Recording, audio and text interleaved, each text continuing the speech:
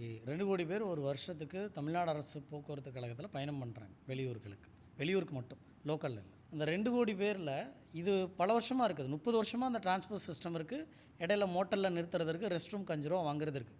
ஆனால் சட்டம் என்ன சொல்லுது, தண்ணியோ இயற்கை உபாதை கழிப்பதற்கான இடமோ எந்த விதமான கட்டணமும் வாங்கக்கூடாதுன்னு இருக்குது, 5 ரூபா வாங்கக்கூடாதுன்னு இருக்குது. இது ஆரம்பத்தில் தெரியாது. 2022 இது ஒரு கிக் ஸ்டார்ட் பண்ணுறோம். இது ஆரம்பித்ததுக்கு பிறகு இந்த மோட்டல்களில் 5 ரூபா வாங்கக்கூடாதுன்னு அப்போ யாருமே இல்லை. நாங்கள் ஒரு 4-5 பேர் முதல்ல சேர்ந்து ஒரு இனிஷியேட்டிவ் ஆரம்பிக்கிறோம்.